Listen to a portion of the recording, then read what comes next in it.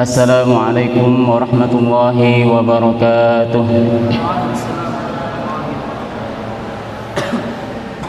Alhamdulillah alladzi anzala sakinata fi qulubil mu'minin liyazdadu imanan ma'a imanihim. Walhamdulillah alladzi allafa baina qulubina fa asbahna bi ni'matihi ikhwana. Wassalatu wassalamu ala Rasulillah Muhammad ibn Abdullah wa ala alihi wa sahbihi wa man tabi'ahum bi ihsanin wa mawalah. Asbahna wa asbahal mulku lillah walhamdulillahi la syarika lah, la ilaha illa huwa wa ilaihin nusyur. Asbahna ala fitratil Islam wa kalimatil ikhlas wa ala dini nabiyina Muhammadin sallallahu alaihi wasallam wa ala millati abina Ibrahim hanifa wa ma kana minal musyrikin. Hadirin jamaah kajian Tazkiyatun Nafs yang senantiasa dimuliakan Allah Subhanahu wa taala. Kita bersyukur kepada Allah Subhanahu wa taala bahwa sampai detik ini kita terus diberikan limpahan nikmat dan karunia oleh Allah Subhanahu wa taala. Di antara nikmat itu, kita sampai hari ini masih sehat. Karena hari ini banyak saudara-saudara kita yang sedang ditimpa ujian berupa sakit, keluarganya, pasangannya, ya kita doakan ya, atau anak-anaknya, kita doakan semoga Allah berikan kesembuhan sehingga bisa kembali berkumpul dan beraktivitas seperti biasanya. Kemudian nikmat yang lain tentu adalah nikmat iman, nikmat Islam. Yang hadirnya kita di sini ya kita niatkan ikhlas lillahi taala, hadir dalam majelis ilmu, majelis zikir, duduk beritikaf di rumah Allah Subhanahu wa taala. Semoga hadirnya kita di sini akan membawa keberkahan buat kita semuanya. Kemudian tidak lupa kita juga bersolawat kepada Nabi kita yang tercinta, Nabi kita yang termulia, Nabi kita Muhammad sallallahu alaihi wasallam. Semoga kita diberikan istiqomah sehingga kelak di akhirat dapat berkumpul di surganya Allah Subhanahu wa taala bersama Nabi kita Muhammad sallallahu alaihi wasallam. Hadirin yang dimuliakan Allah Subhanahu wa taala, sebelum kita memulai kajian, saya ingin menyampaikan pesan salam dari guru kita Kiai Haji Taufik Haris Lubis LCMAG hafizahullah taala. Beliau titip salam buat semuanya bahwa hari ini berhalangan untuk bisa bersamai kita dalam kajian kali ini, dan kemudian menugaskan saya untuk menggantikan beliau. Jadi jemaah sekalian, kita seperti sedang tayamum ya. Ketika tidak ada air, maka gantinya tayamum. Insyaallah ketika sudah ada airnya nanti di pertemuan berikutnya, maka tidak sah untuk tayamum ya, langsung berwudu ya. Kita dengarkan kajiannya langsung dari guru kita Kiai Haji Taufik Haris Lubis ya, LCMAG. Semoga tidak mengurangi esensi dan keutamaan ya dari niat kita menghadiri kajian ini. Dan beliau tidak hanya menitip pesan dan salam saja, beliau juga menitipkan slide. Jadi masya Allah, jazakallah khairan, slide ini sudah beliau siapkan ya. Semua materi ini sudah beliau siapkan. Jadi tugas saya lebih ringan hari ini, hanya membacakan saja ya. Dan insya Allah kita sama-sama belajar, dan insya Allah menjadi pengingat buat kita semuanya. Apalagi temanya kali ini ya adalah tema yang sangat dirindukan ya, tema yang sangat kita impikan bertetangga dengan Rasulullah sallallahu alaihi wasallam di surga. Hadirin yang dimuliakan Allah Subhanahu wa taala, tetangga itu adalah seseorang ya atau orang yang tentu kita harapkan kebaikan dari tetangga tersebut. Atau sebaliknya, kita juga perlu ya bahkan dihimbau, dianjurkan, diajarkan oleh Nabi sallallahu alaihi wasallam untuk juga baik ya berinteraksi dan bermuamalah kepada tetangga kita. Dan tetangga itu penting. Bahkan dalam hadisnya Nabi sallallahu alaihi wasallam mengungkapkan al-jar qoblad dar. Kalau mencari rumah, mencari tempat tinggal, perhatikan dulu tetangganya. Lihat dulu lingkungannya sebelum melihat rumahnya. Jadi pentingnya ya lingkungan tetangga yang baik itu ya sampai-sampai dia didahulukan daripada kita mendahulukan mungkin bentuk rumahnya atau fasilitasnya, tapi lihat dulu siapa tetangganya, siapa yang tinggal di sekitar situ, siapa lingkungannya. Al-jar qoblad dar. Maka betapa indahnya ketika tetangga yang akan bersampingan dengan kita nantinya ini adalah manusia yang paling mulia, ciptaan Allah Subhanahu wa taala yang paling sempurna di muka bumi ini, yang paling tinggi derajatnya di antara seluruh manusia, yaitu Nabi kita Nabi Muhammad sallallahu alaihi wasallam. Dan tempatnya juga bukan main-main. Tempatnya adalah di surga. Di surga.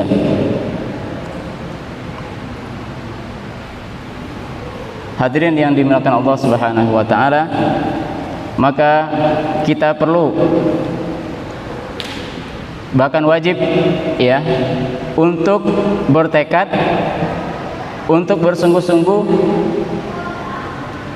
untuk menargetkan kita bisa mencapai tujuan ya bisa bertetangga dengan Nabi kita Muhammad sallallahu alaihi wasallam di surganya.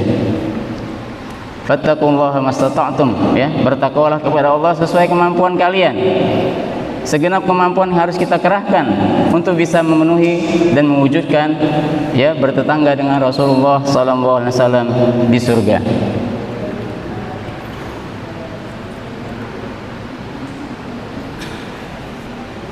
Kita akan awali kajian kita dengan satu ayat di dalam surat An-Nisa ayat 69. Di dalam Al-Qur'an Allah Subhanahu wa taala berfirman, A'udzu billahi minasyaitonir rajim.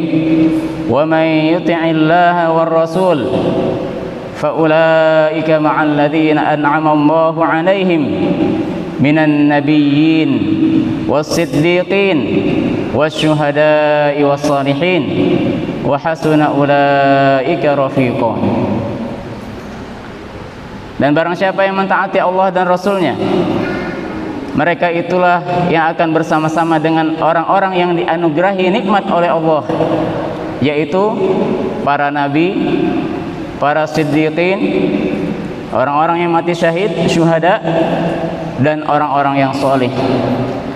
Wa hasuna ulaika rafiqa, dan mereka itulah teman yang sebaik-baiknya.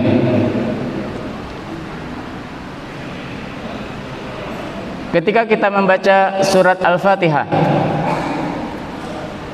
yang bahkan menjadi rukun dan syarat sahnya salat kita, itu di setiap rakaatnya wajib membaca surat Al-Fatihah.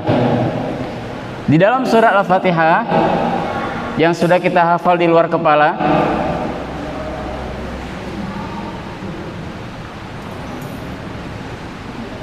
ayat penutup dari surat Al-Fatihah itu berbunyi ya, sebelumnya ihdinas siratal mustaqim, siratal ladzina an'amta 'alaihim ghairil maghdubi 'alaihim waladdallin. Setiap hari kita meminta kepada Allah di dalam surah Al-Fatihah itu, ya Allah, ihdina, tunjukilah kami ya Allah, as-siratal mustaqim, jalan yang lurus. Ya Allah, tunjukilah kepada kami jalan yang lurus. Seperti apa jalan lurus itu?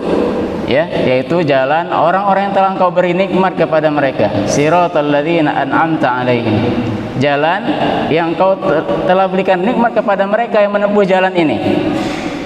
Ghairil maghdubi 'alaihim, bukan jalan yang Engkau murkai, waladhdallin, dan juga bukan jalan orang-orang yang tersesat. Dalam tafsir disebutkan bahwa yang dimaksud dengan al-maghdubi 'alaihim itu adalah orang-orang Yahudi. Waladhdallin, sedangkan orang-orang yang sesat itu adalah orang-orang Nasrani. Nah, sedangkan alladzina an'amta 'alaihim, yaitu orang-orang yang Kau beri nikmat kepada mereka, maka tafsirnya ya namanya tafsir Al-Qur'an bil Qur'an. Imam Ibnu Katsir ya rahimahullahu taala sangat terkenal ketika menuliskan tafsir. Ya, tafsir beliau disebut dengan tafsir bil ma'thur. Menafsirkan ayat Al-Qur'an dengan ayat Al-Qur'an lagi atau dengan hadis Nabi sallallahu alaihi wasallam. Maka tafsiran dari surat Al-Fatihah itu ya, siratal ladzina an'amta 'alaihim, itu tafsirannya adalah surat An-Nisa ini ayat 69. Bahwa yang dimaksud dengan siratal ladzina an'amta 'alaihim itu adalah disebutkan di sini an-nabiyyin, yaitu jalannya para nabi, was-siddiqin, jalannya para as-siddiqin, orang-orang yang jujur. Siddiq itu artinya jujur dan betul-betul tulus ya dalam keimanan mereka kepada Allah Subhanahu wa taala. Wasyuhada, orang-orang yang mati syahid, mati di jalan Allah. Wassalihin, dan orang-orang yang saleh. Dan ternyata di sini disebutkan di dalam ayat ini, dalam surat Nisa ayat 69 ini, mereka ini adalah teman-teman yang terbaik. Ya, the best friend. Soulmate. Jadi kalau mau cari soulmate di dunia ini, carilah ya salah satu dari 4 golongan ini. An-nabiyyin, as-siddiqin, asy-syuhada, was-shalihin.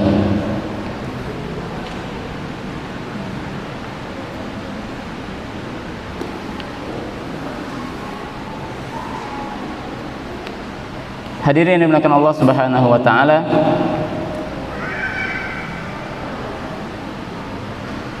coba kita perhatikan awal ayat ini ya, may yuti'illaha war rasul.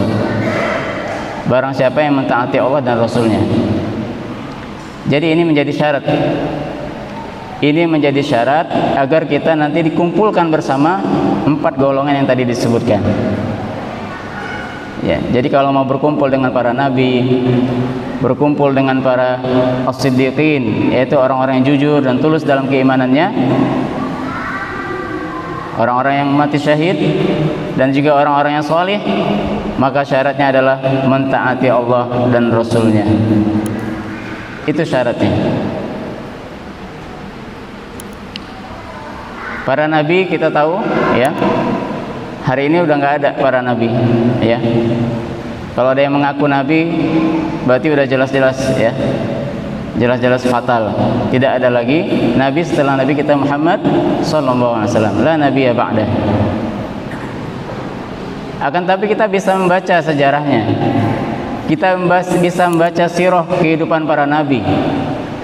Kita bisa teladani sikap-sikap bagaimana keimanan mereka kepada Allah, sikap sabarnya, sikap syukurnya dari para nabi, bisa kita baca dan bisa kita tiru, bisa kita teladani sampai hari ini. Kenapa? Karena cerita-cerita mereka itu, kisah-kisah mereka itu diabadikan dalam Al-Quran. Bahkan 25 nabi yang kita kenal itu ya, hitungan 25 itu bukanlah ya, laisa lil hasri, bukan untuk hanya menyebutkan bahwa hanya ada 25 nabi, tapi nabi itu banyak ya. Nabi dan Rasul jumlahnya banyak, tapi yang kita kenal, yang diceritakan hanya 25.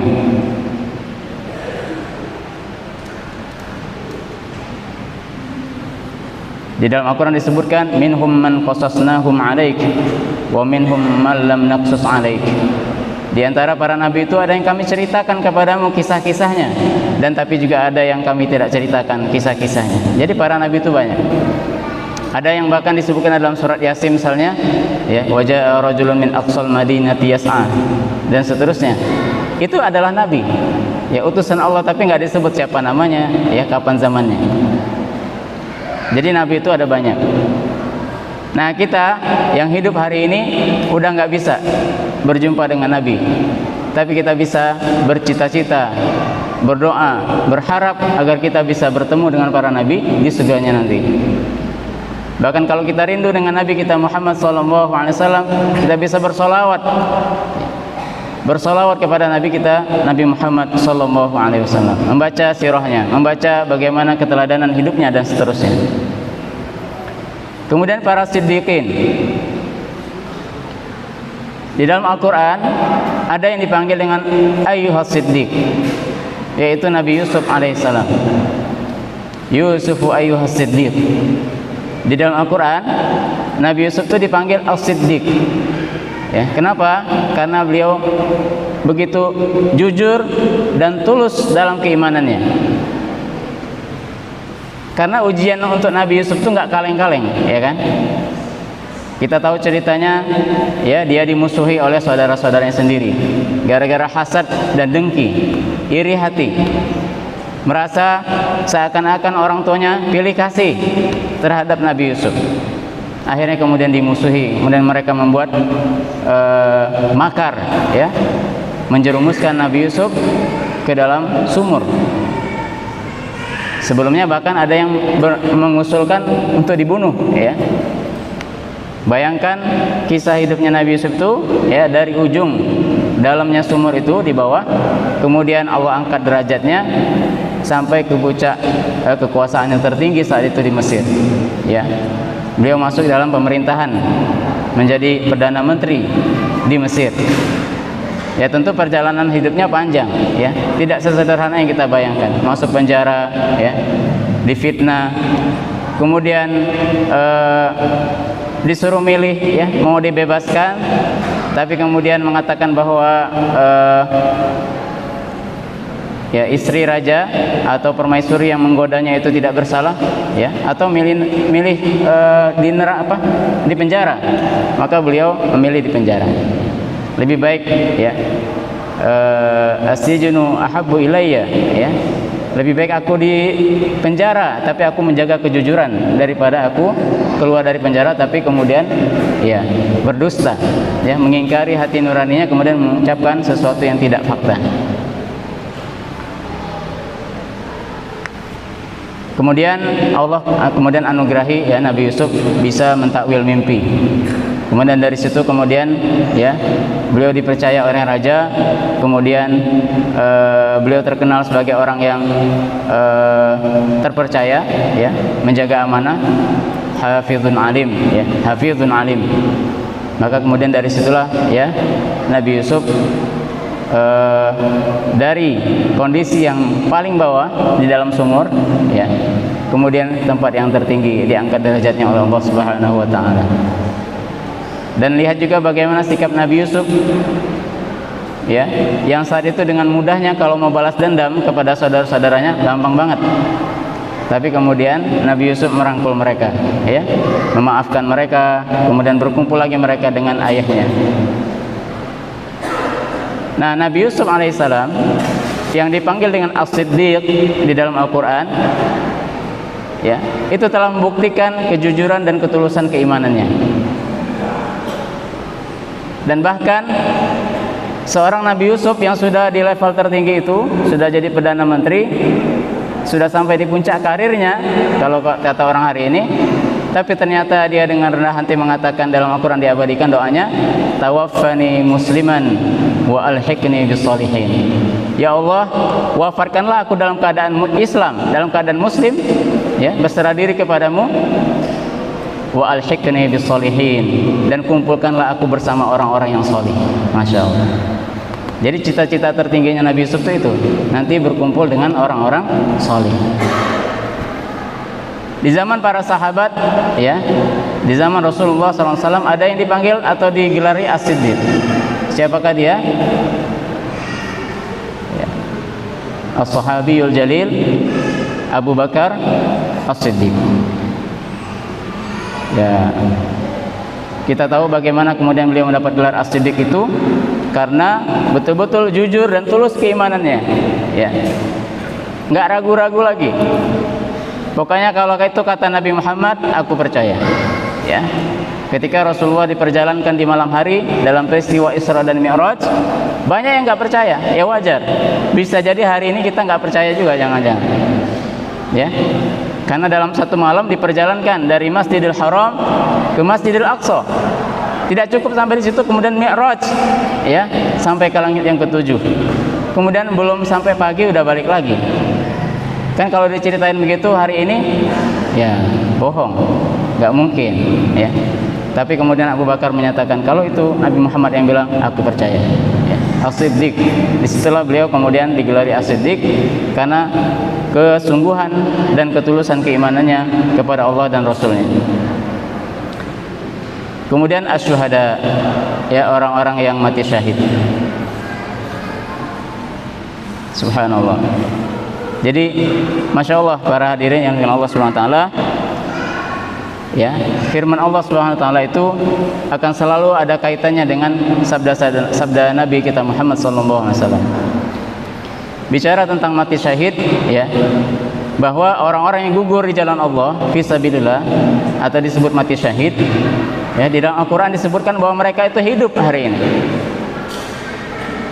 Wala tahsabanna alladhina qutilu fi sabilillahi amwat bal ahya'un walakin la tash'urun. Di dalam ayat yang lain, bal ahya' inda rabbihim yurzaqun.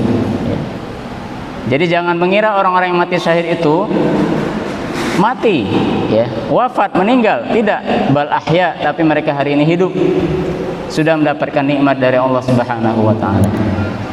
Ya. Pokoknya kalau udah mati syahid itu subhanallah, ya.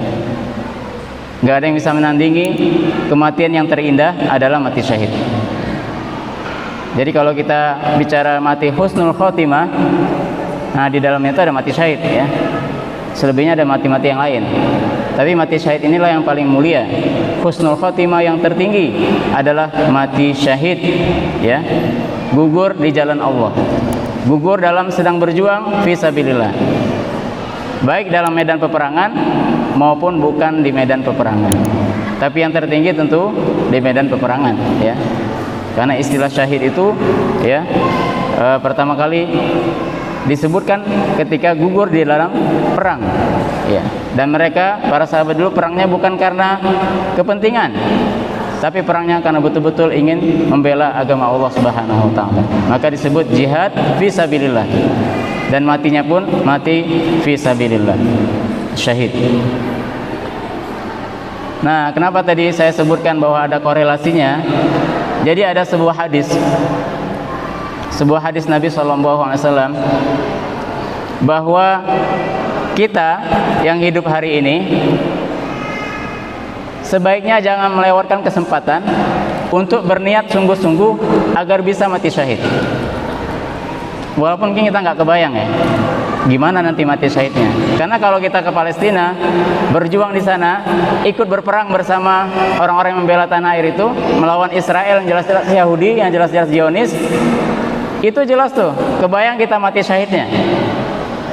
Tapi kalau sekarang kita mungkin nggak kebayang, saya nanti syahidnya kayak gimana, ya. Tapi kita harusnya berniat sungguh-sungguh, tulus kepada Allah, ya Allah, aku ingin mati syahid. Ya Allah, aku ingin mati dalam keadaan syahid, dalam keadaan gugur di jalan Allah Subhanahu wa taala. Kenapa? Karena ada hadisnya, ya.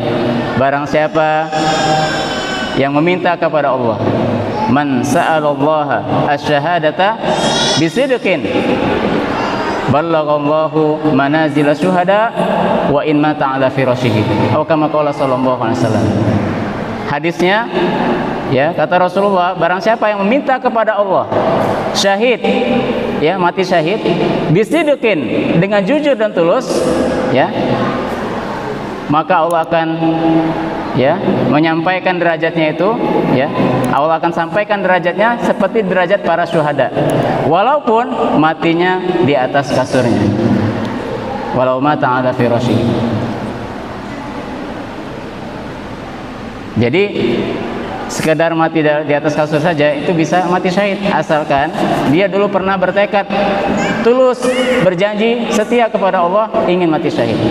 Walaupun kita mungkin kalau sekarang nggak kebayang seperti apa ya, mati syahidnya nanti kayak gimana, ngelawan siapa ya, nggak tahu ya. Tapi harus niatkan. Tapi tadi di syaratnya bisidikin. Nah, kenapa saya bilang bisidikin ini, kan ada kaitannya dengan sebelumnya as-siddiqin. Jadi betul-betul harus jujur dan tulus dalam keimanan kita kepada Allah Subhanahu wa taala. Dan fakta sejarahnya ada ya. Fakta sejarahnya adalah seorang sahabat Nabi SAW yang sangat terkenal, panglima perang yang tidak pernah kalah kalau dia turun dalam perang, yaitu siapa? Khalid bin Walid radhiyallahu anhu. Masya Allah, siapa yang tidak kenal Khalid bin Walid? Setiap ada peperangan pasti menang ya, strategi perangnya luar biasa, komandan yang udah nggak diragukan lagi. Tapi tetap ya, beliau punya berjiwa besar, lapang dada ketika suatu saat Rasulullah nggak ngutus beliau jadi panglima. Justru yang jadi panglima adalah seorang anak muda yang bernama Usama bin Zaid, yang usianya sekitar 17 tahun. Padahal di situ ada Khalid, tapi Khalid nggak kemudian, wah kenapa nggak saya gitu kan ya, padahal dia udah track recordnya luar biasa. Tapi kemudian sami'na wa ta'na ya, taat dan patuh ya atas perintah Rasulullah SAW. Nah, terus ya, peperangan demi peperangan diikuti oleh Khalid bin Walid. Dan kita tahu bahwa para sahabat itu kalau ikut perang tujuannya ingin cari mati ya, tujuannya ingin gugur syahid. Tapi bukan bunuh diri ya, bukan sengaja gitu, bunuhlah aku, enggak ya, terus berjuang sampai kemudian musuh membunuhnya, baru dia mati syahid ya. Nah, itu yang dicari. Tapi sekian banyak peperangan yang diikuti oleh Khalid bin Walid, ternyata Allah tidak takdirkan beliau gugur di medan perang. Justru meninggalnya Khalid bin Walid di atas kasurnya ya, terbaring di atas kasurnya, lagi istirahat atau lagi sakit ya. Allahu a'lam.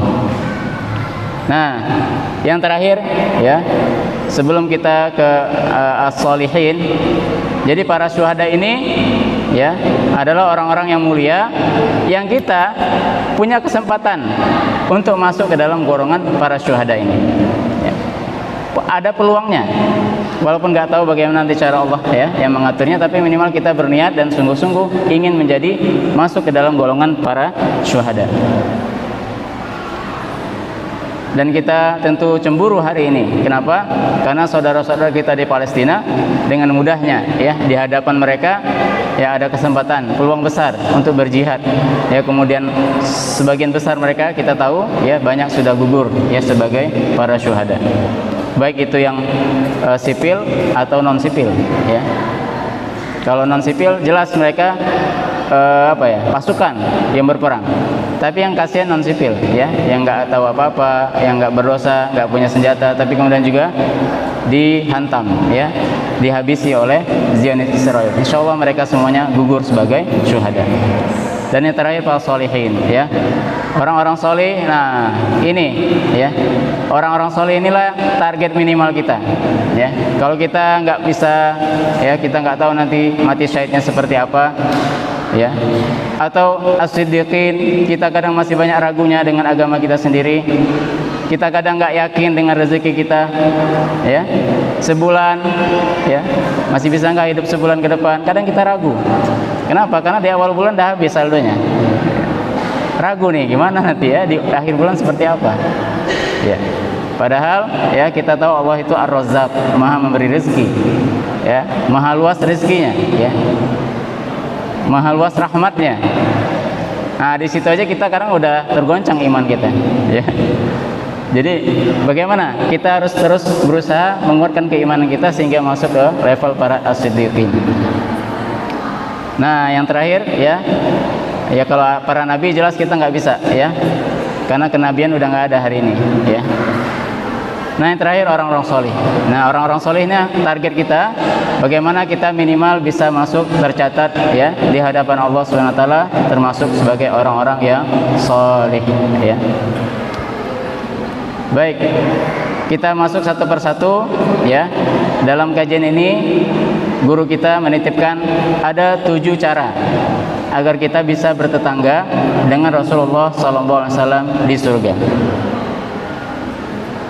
Oh, ini iklan ya. nomornya Ustaz Hermanto. Silakan kalau ada yang mau tanya-tanya nanti bisa cari aja di kontaknya Ustaz Hermanto gitu ya. Kalau yang belum nyimpen nomornya baru catat nomor ini ya Ustaz ya. Insyaallah pada nyimpen kok nomor Ustaz Hermanto ya. Golongan yang akan menjadi tetangga Rasulullah SAW yang pertama adalah orang-orang yang mencintainya. Jadi kalau kita cinta kepada Rasulullah SAW dengan setulus hati, ya, dengan cinta yang sejati, ya, yang tulus murni, ya, bukan kadang-kadang cinta, kadang-kadang enggak, ya. Maka insya Allah, ya, semoga kita akan dikumpulkan dengan Nabi kita Muhammad SAW. Kenapa? Karena Nabi pernah berkata, ya, anta ma'a man ahbabta. Engkau nanti akan bersama dengan orang yang kau cintai. Di mana? Di surga nanti, di akhirat. Jadi kalau di dunia ini kita salah mencintai orang, ternyata orang kita cintai ini bukan membawa kita ke surga, maka bisa jadi kita akan keseret ikut bersama dia, ya, ke neraka. Jadi hati-hati dalam mencinta, hati-hati dalam mengidolakan orang, hati-hati ngefans, ya, hati-hati kagum, ya, asal kagum aja gitu, terpana, terpesona, ya. Tapi ingat bahwa kita akan dikumpulkan bersama orang yang kita cintai. Kalau kita cinta kepada Nabi Muhammad SAW, maka kita akan berkumpul dengan Nabi kita Muhammad SAW di surganya nanti. Nah, di sini ada perkataan seorang sahabat, ya, Anas radhiyallahu anhu berkata, sungguh aku mencintai Nabi SAW. Aku juga cinta kepada Abu Bakar As-Siddiq.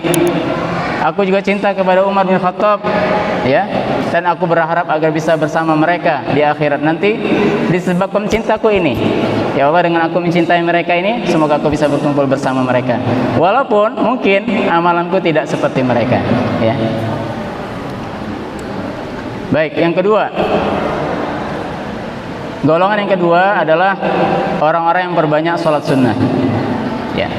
Atau dalam redaksi yang lain, orang-orang yang perbanyak sujud, ya, redaksi hadisnya begitu. Ya, seorang sahabat Nabi yang bernama Rabi'ah bin Ka'ab al-Aslami. Rabi'ah ini laki-laki, ya. Ya. Walaupun kalau di kita kebanyakan Rabi'ah perempuan, ya. Tapi di sana, ya, sahabat Nabi bernama Rabi'ah bin Ka'ab pernah bercerita bahwa, ya, beliau itu selalu mendampingi Rasulullah. Dan pernah pada suatu malam, ya, melayani Rasulullah. Pokoknya apa keperluan Nabi dia siapkan, dia layani, ya. Nabi ingin berwudu, diantarin, ya, didatangkan airnya. Pokoknya semua keperluan Nabi disiapkan. Faqala li, maka kemudian di saat sedang lagi bersama Rasulullah seperti itu, dan Rasulullah ini lagi dilayani oleh Rabi'ah bin Ka'ab ini, Rasulullah menanya, ya, sal. Kata Rabi'ah, Rasulullah berkata kepadaku, mintalah, ya, mintalah sesuatu. Maka, ya, kalau kita di posisi Rabi'ah ini, kira-kira kita minta apa, ya? Karena yang nanya ini adalah orang yang sangat mulia, yang bisa saja memberi apapun yang kita minta, ya. Kan kalau Rasulullah berdoa aja udah selesai itu kan. Misalnya dia minta kekayaan, Rasulullah tinggal minta kepada Allah, dikasih, ya. Atau minta jabatan, dikasih, ya. Tapi, ya, Rabi'ah bin Ka'ab al-Aslami ini tidak mau menyia-nyiakan kesempatan. Ketika ditanya seperti itu, langsung jawabannya apa? Uridu, ya, as'aluka murafaqataka fil jannah. Ya Rasulullah, aku hanya minta ingin bisa bersamamu, berdampingan denganmu, menemanimu di surga. Qala au ghaira dzalik. Kata Nabi, ada lagi enggak yang lain? Ada permintaan yang lain enggak? Kata Rabi'ah, qultu huwa dzaka. Itu aja. Itu aja ya Rasulullah. Maka kemudian Rasulullah SAW bersabda, maka jika demikian, ya, permintaanmu, maka bantulah aku atas dirimu, ya, dengan memperbanyak sujud. Fa'inni ala nafsika bikathratis sujud. kalau betul ingin bersamaku nanti denganku ya di surga, maka kata Rasulullah, perbanyaklah sujud. Dan cara untuk memperbanyak sujud adalah banyak sholat. Mungkin ada yang bilang, Ustaz, kan sujud bukan pas sholat saja, ada sujud syukur ya kan, ada sujud sahwi ya. Masya Allah, orang yang banyak-banyak sujud sahwi kira-kira masuk nggak kriteria ini? Kebanyakan sujud sahwi, subhanallah, berarti lupa mulut ya sholatnya. Jadi ya yang dimaksud banyak-banyak bersujud di sini adalah perbanyak sholat ya. Sholat aja 2 rakaat sujudnya ada berapa kali tuh? Sholat 2 rakaat sujudnya berapa kali? 4 kali ya kan. Jadi kalau sujud syukur kita jarang-jarang ya kan. Atau sujud tilawah pas baca Al-Quran ada ketemu makro ya, sujud tilawah, tapi jarang-jarang. Kadang kita sujud, kadang enggak ya, karena sikon dan sebagainya. Tapi kalau kita sholat, insya Allah itu adalah jalan kita untuk memperbanyak sujud. Dan itu adalah syarat yang disyaratkan Nabi SAW kepada sahabatnya kalau ingin bersamanya nanti di surga. Yang ketiga,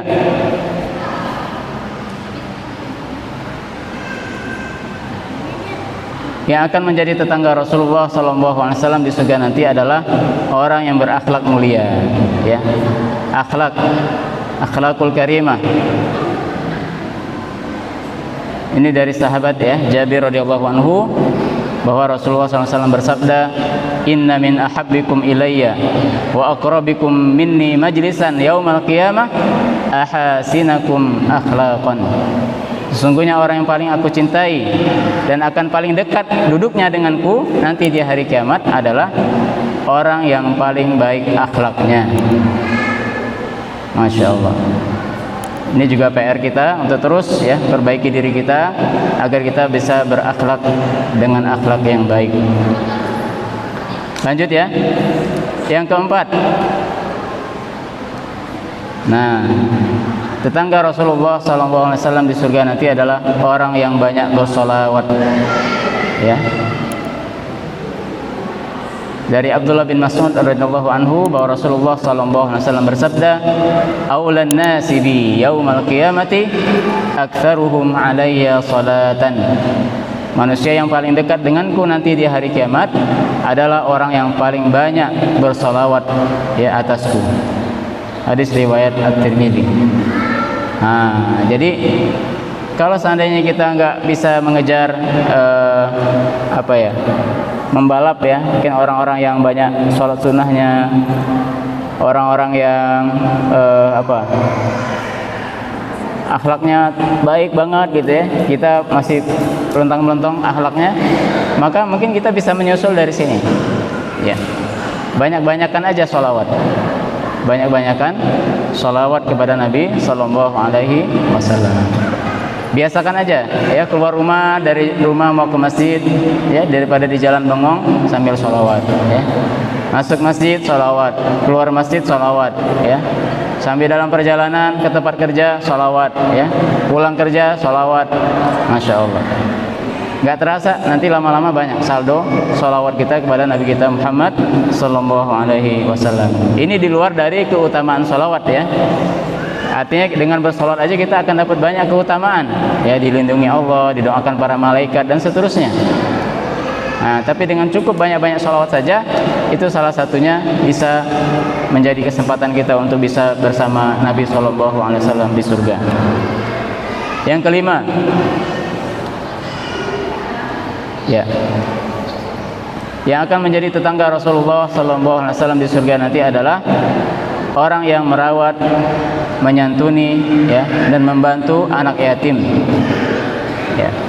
Sudah populer ya hadis ini bahwa Rasulullah SAW bersabda, "Ana wa kafilul yatim fil jannah hakaza." Ya, kata sahabat, ya, ketika Rasulullah mengatakan ini, beliau mengisyaratkan jari tengah dan telunjuknya. Ya. Saya dan orang yang merawat anak yatim di surga kelak seperti ini. Jari telunjuk dan jari tengah. Artinya dekat banget. Bukan jari telunjuk sama kelingking misalnya, ya. Atau sama jari tengah. Enggak, langsung. ya, jari telunjuk ke jari tengah. Masya Allah. Menggambarkan betapa dekatnya Nabi dengan orang yang menyantuni anak yatim. Sebaliknya kita juga ya dilarang untuk berbuat kasar terhadap anak yatim, menghardik anak yatim. Ya kan ditegur ya dalam Al-Qur'an. Ara'aital ladzi yukadzibu biddin fadzalikal ladzi yad'ul yatim. Ya. Di dalam surat Ad-Duha ya kan. Fa ammal yatima fala taqhar. Ya. Jadi kita harus bersikap ya menyantuni dan sayang, bahkan membantu ya menolong anak yatim. Lanjut. Yang keenam, yang akan menjadi tetangga Rasulullah SAW di surga nanti adalah orang yang mendidik anak-anak perempuan. Jadi kalau ada kita dikasih ya anugerah oleh Allah SWT anak perempuan dan jumlahnya 2 ya.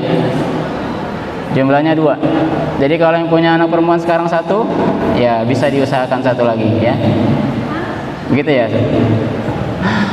Ya, tapi biasa aja ya. Jangan terlalu ngotot ya. Karena takdir ya. Karena pemberian anak itu adalah karunia dari Allah Subhanahu wa taala. Mirip kayak rezeki, nggak bisa ketebak ya kan. Ada yang anaknya sedikit, ada yang anaknya banyak ya.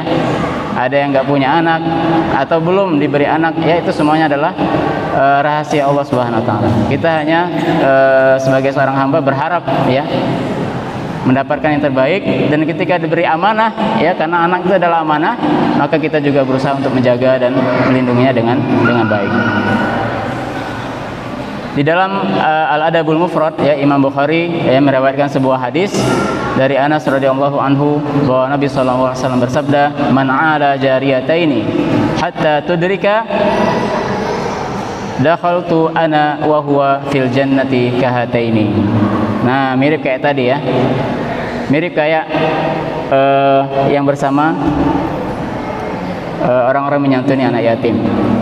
Barang siapa yang memelihara atau mendidik 2 anak perempuan, ya di sini 2 wanita, sampai mereka dewasa, maka saya akan masuk surga bersamanya di surga kelak seperti ini, kahata ini, ya seperti jari telunjuk dan jari tengah. Dekat banget maksudnya, ya. Maksudnya apa? Dekat banget. Terakhir, ya 7 golongan yang akan menjadi tetangga Rasulullah SAW. Yang terakhir adalah orang-orang yang berbanyak doa agar didekatkan dengan Nabi di akhirat kelak. Ya, perbanyak doa, minta kepada Allah Subhanahu Wa Taala agar kita tidak sekedar masuk surga, tapi masuk surganya VIP, ya bersama Rasulullah SAW. Salah satu doanya ya yang diajarkan oleh seorang sahabat yang bernama Ibnu Mas'ud ya radhiyallahu anhu, beliau membaca doa ini, Allahumma inni as'aluka imanan la yartad wa na'iman la yanfad wa murafaqatan nabi wa murafaqata Muhammadin fi a'la jannatil khuldi. Boleh diikuti ya, kita baca doanya. Allahumma inni as'aluka imanan la yartad wa na'iman la yanfad wa murafaqata Muhammadin fi a'la jannatil khuldi. Ya, Masya Allah. Artinya, ya Allah, saya minta kepadamu ya keimanan yang tidak akan berubah dengan kemurtadan. Ya, la yartad maksudnya iman yang enggak murtad. Iman yang terus menetap, jangan sampai murtad, ya. Wa na'iman la yanfad, dan keimanan yang tiada putus. Ya. Karena kadang-kadang nikmat itu ada saatnya putus. Ya. Tapi kalau kita melihat dari sudut pandang yang luas, ya karena nikmat Allah itu tidak hanya pada satu titik saja. Ya. Mungkin ada satu item nikmat itu putus dari kita, tapi tidak putus dari nikmat-nikmat yang lainnya. Ya.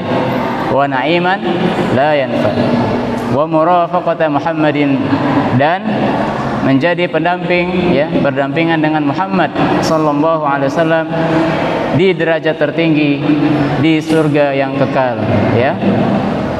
hadis riwayat Imam Ahmad. Nah, jadi kita ya PR kita hari ini adalah bagaimana kita bisa memvisualisasikan, ya, membayangkan bahwa kita bisa berdampingan dengan Nabi Sallallahu Alaihi Wasallam di surganya. Dengan begitu saja kita pasti akan hati-hati, ya, hati-hati dalam berbuat, hati-hati dalam berucap, ya, karena teringat, ya Allah, jangan-jangan nanti saya nggak bertemu Nabi, ya. Jangan-jangan saya nggak bisa berdampingan dengan Nabi, ya, Muhammad Sallallahu Alaihi Wasallam. Dan terus berharap, ya, berdoa kepada Allah Subhanahu Wa Taala agar kita diberikan istiqomah, ya. Karena akhir hayat kita ini nggak ada yang tahu, ya. Kalau kata orang, mendingan jadi preman pensiun, maksudnya mantan preman, ya, daripada mantan ustadz, ya. Dulunya preman, kemudian bertaubat, kemudian mati dalam keadaan husnul khotimah. Masya Allah. Dulunya orang solih, ya, Masya Allah, terkenal baik, santun, ya, berakhlak yang mulia. Tapi ternyata, ya, mungkin ada sesuatu yang terjadi padanya, ada ujian yang tidak mampu dia lewati, ya, kemudian dia keluar, ya, dari ajaran Islam, keluar dari keimanannya, dan na'udzubillah kemudian meninggal dalam keadaan su'ul khotimah, ya, na'udzubillah summa na'udzubillah. Demikian kajian kita pada hari ini. Alhamdulillah, tugas saya membacakan, ya, materi-materi yang sudah disusun oleh guru kita Kiai Haji Taufik Haris Lusialsi sudah selesai. Berikutnya kalau ada waktu boleh yang mau memberikan tambahan, ya, masukan-masukan atau sharing dengan materi ini terkait, ya, silakan. Kami silakan kembali kepada MC kita Al-Mukarram Ustadz Hermanto. Fadhil Ustadz. Semoga menjadi faidah buat kita semuanya, ya.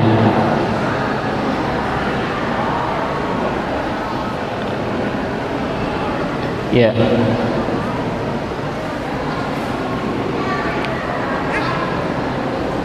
Tadi salah satu, ya, yang disebutkan oleh Nabi Sallallahu Alaihi Wasallam akan berdampingan dengan beliau di surga, ya, digambarkan seperti telunjuk dan jari tengah ini adalah orang yang mengasuh 2 anak perempuan. Nah, pertanyaannya kan tadi, ya, ada yang anaknya laki-laki semua, ya. Penasaran biasanya dia. Ya, tapi qadarullah, ya, qadarullah, kalau sudah begitu ya gimana lagi, ya. Atau ada yang mungkin masih diuji dengan belum punya keturunan, ya. Jadi kita tidak menyebutnya tidak punya keturunan, tapi belum. Karena banyak sukses story-nya itu banyak, ya. Ada yang 4 tahun, ada yang 7 tahun, ada yang 14 tahun. Saya kaget, ya, ketemu yang udah 14 tahun baru punya anak, gitu. Ada, ya. Tapi Masya Allah, ketahanan mereka itu pasti luar biasa pahalanya, ya, menghadapi ujian itu. Nah, bagaimana kalau karena bukan anak kandung, kemudian mengangkat, ya, ya, atau mengasuh, ya, kalau disebut namanya anak asuh, ya.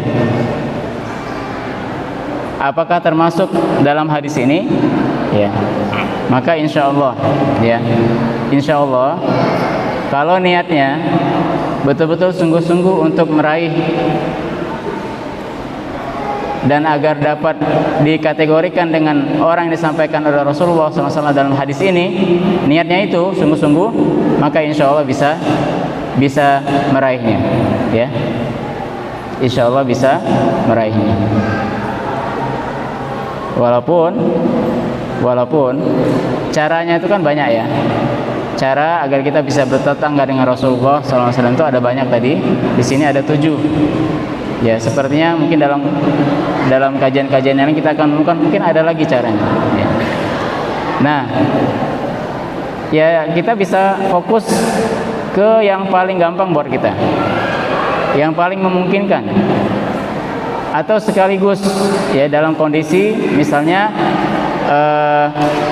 karena dia misalnya belum dikaruniai anak, ya, kemudian dia mengangkatlah, ya, anak asuh, entah itu keponakan, ya, mungkin atau sepupu, ya.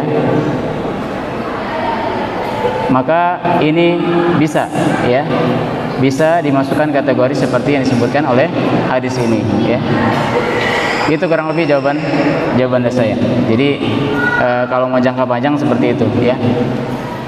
Dan insya Allah pahalanya akan terus mengalir ya, karena perjalanan untuk meraih seperti yang digambarkan dalam hadis ini kan tidak singkat ya.